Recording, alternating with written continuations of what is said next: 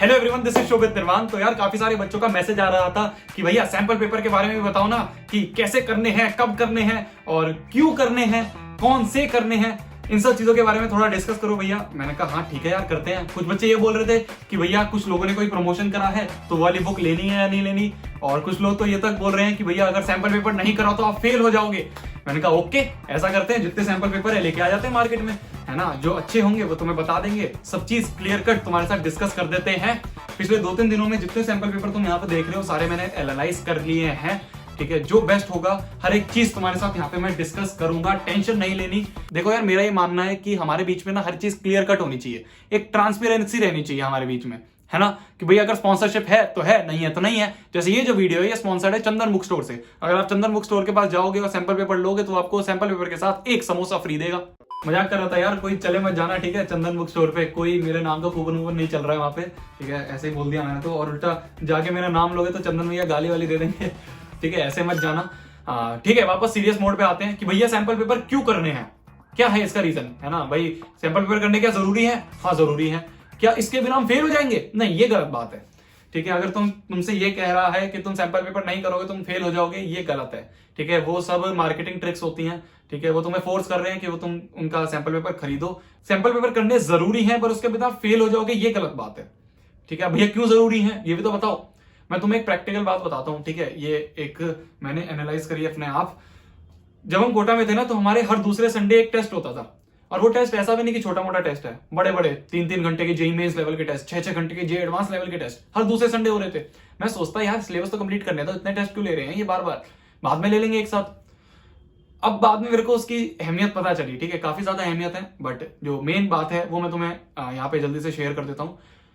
जब हम स्टार्टिंग में दे रहे थे ना टेस्ट, तो हमें काफी ज्यादा टेंशन होती थी, रात रात भर बैठ के हम पढ़ रहे हैं, ठीक है। हमें एंग्जाइटी इश्यूज आ रहे हैं, हम सुबह जब पेपर देने जाते थे हम ब्लैंक हो जाते थे पेपर देख के, है ना। बट एक पॉइंट ऐसा आ गया था जब हम बार बार दे रहे थे तो हम इतने यूज टू हो गए थे उस पेपर पैटर्न के कि एक पॉइंट पे हम यार ऐसा था कि भाई सुबह उठे हैं, किसी दोस्त ने बोल दिया कि भाई आज पेपर है, चल पेपर देने चलते हैं। तो उस समय हम उस चीज में इतना रम गए थे कि हमें पेपर देने से फिर डर नहीं लगता था। यही तुम्हारे सैंपल पेपर के साथ है। जब तुम एक पैटर्न के 10 से 15 पेपर कर लोगे तो तुम्हें जब तुम फाइनल देने जाओगे तुम्हें डर नहीं लगेगा, है ना। कुछ बच्चे होते हैं एग्जाम हॉल में, भाई सर दर्द हो रहा है, सर चकरा रहा है ना, और क्या कहते हैं एंग्जाइटी इश्यूज होती हैं, ब्लैंक हो जाते हैं। वो क्यों होता है? वो इसलिए होता है क्योंकि भाई तुम सैंपल पेपर नहीं करके जा रहे हो, ठीक है। तुम पहली बार देख रहे हो, तुम पूरे दिन अभी तक तुमने पूरे साल सिर्फ हर चीज मगअप करी है, तुमने उसका कभी प्रैक्टिकल इंप्लीमेंटेशन नहीं दिया, है ना। तुमने कभी बैठ के उस तरह से एग्जाम नहीं दिया, तो ये तुम्हारा फायदा होता है सैंपल पेपर का। दूसरी बात, भाई लॉकडाउन है ना। तुम लॉकडाउन में घर में बैठे हो, तुमने आज तक जितने भी अभी तक जो इस साल टेस्ट दिए होंगे वो ऑनलाइन दिए होंगे, तुम्हारे एमसीक्यू टाइप दिए होंगे। अब तुम्हारा जो बोर्ड आएगा वो लिखने वाला होगा, उसकी प्रैक्टिस कैसे होगी? वो तुम्हारे सैंपल पेपर काम करते हैं, ठीक है। तो करना जरूरी है पर इसके बिना फेल हो जाओगे, ये बात गलत है। दूसरी बात आती है भाई दूसरा प्रश्न कि भैया कब करने हैं?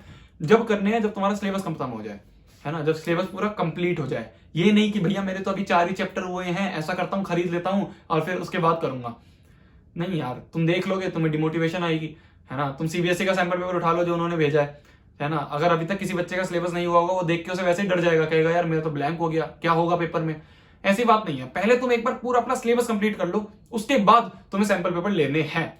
अब तीसरा एक वीडियो का महत्वपूर्ण क्वेश्चन कि भैया कौन से लेने हैं, है ना। तुम देख सकते हो यार जितने पब्लिशर के थे वो सारे मैं लेके आ गया हूं, ठीक है। मैंने फुल एनालाइज करा है और जो मेरे को बेस्ट लगे हैं वो है ओसवाल, ठीक है। इनके सैंपल पेपर मेरे ओपिनियन में बेस्ट हैं, ठीक है। मैंने इनकी हर एक चीज एनालाइज करी है। मेरे सामने जितने भी सैंपल पेपर थे, जितने तुम देख रहे हो, हर एक मैंने खोल के देखे थे। छोटी छोटी चीजों पे मैंने गौर दिया था कि भाई आंसर किस फॉर्मेट में लिखा है, क्या आंसर की अच्छी एक्सप्लेनेशन है या नहीं है, ठीक है। टॉपर्स की जो शीट है, टॉपर्स की जो आंसर शीट है वो इंक्लूड करी है या नहीं करी है। फिर उसके बाद केस बेस्ड क्वेश्चन जो है वो सही से डाले हैं या नहीं डाले हैं। जो नया लेटेस्ट पैटर्न है सीबीएसई का उसी के हिसाब से बनाया या फिर पुराने पैटर्न वाले उठा के डाल दिए। इन चीजों में मेरे को ओसवाल सबसे आगे लगी, ठीक है। और तुम देख सकते हो, मैं यहाँ पे निकाल के दिखा देता हूँ तुम्हें। इनकी एक चमकीली सी बुक है ये, ठीक है। तुम ये देख सकते हो मैथमेटिक्स का है ये, चमकीली सी बुक है, ठीक है। इन्होंने हर चीज इसमें डाली है, मेरे को काफी ज्यादा सही लगे, ठीक है। ये कोई ऐसा प्रमोशन नहीं है, ठीक है। इसलिए मेरे पास कोई ऐसा कूपन कोड या कोई स्पेशल लिंक नहीं है जहां से तुम लेना, कहीं से भी तुम ले सकते हो, चाहे तुम ऑफलाइन लो ऑनलाइन लो, मेरे को कोई फर्क नहीं पड़ता, ठीक है, बट जहां से भी तुम ले रहे हो वहां पे अगर ये है तो तुम इसे प्रेफरेंस देना। आगे क्वेश्चन आता है कि भैया अपने जो सैंपल पेपर हैं कैसे करने हैं, ठीक है, बहुत महत्वपूर्ण क्वेश्चन है, इसको मैं ध्यान से समझाता हूं तुम्हें। 3 घंटे मॉर्निंग, मतलब तुम्हारा पेपर कितने बजे होता है? सुबह 10 से 11 बजे होते हैं, 9-10 बजे होता है ना, तो 10 बजे तुम्हें बैठना है बोर्ड का पेपर, ठीक है। ये जो है ये आईसीएससी के भी हैं, बात बताना भूल गया मैं, आईसीएससी के भी थे ये, मैंने देखे थे। तो यार तुम्हारे जो पेपर होता है वो तुम्हारा 10 बजे होता है मॉर्निंग में, उसी समय तुम्हें बैठना है। 3 घंटे के लिए लगातार सिटिंग करनी है। जहां पे तुम बैठ रहे हो, चाहे कोना एक पकड़ लो अपने कमरे में, या फिर कोई अलग सा रूम है, आइसोलेटेड बैठ जाना है। और तुम्हारे साथ में कोई भी इलेक्ट्रॉनिक डिवाइस नहीं होना चाहिए, तुम्हारे साइड में कोई रिफ्रेशर बुक नहीं होनी चाहिए, तुम्हारे नोट्स नहीं होने चाहिए। हमारी एक नेचुरल हैबिट है ना कि अगर हम क्वेश्चन कर रहे होते हैं, नहीं सॉल्व होता, तो हम बुक निकाल के देखने लग जाते हैं कि यार हो रहा है या नहीं हो रहा, ठीक है। तो ये नहीं करना हमें, बिल्कुल ऐसे बैठ जाना कि तुम खाली हो, जैसे तुम पेपर अपने एग्जाम हॉल में बैठते हो कि भाई 3 घंटे के लिए पूरा टॉयलेट करके बैठे हैं, साथ में अपनी एक वाटर बॉटल रखी है, वॉच रखी है, और हम अपना पेपर रखेंगे, सैंपल पेपर सामने खुला होगा और एक आंसर शीट खुली होगी, बस, इसके अलावा कुछ नहीं। और पूरा 3 घंटे की सिटिंग में तुम्हें बैठ के देना है। फुल टाइम मैनेजमेंट करना है। टाइम मैनेजमेंट के लिए मैंने तुम्हारी पिछली वीडियो में भी बताया था, अब मैं जल्दी से बता देता हूं। मान लो कोई भी तुम्हारा सैंपल पेपर है, ठीक है, उसमें मान लो तुम्हारा 80 मार्क्स का है और 80 मार्क्स के लिए तुम्हें 180 मिनट दिए गए हैं, समझ रहे हो।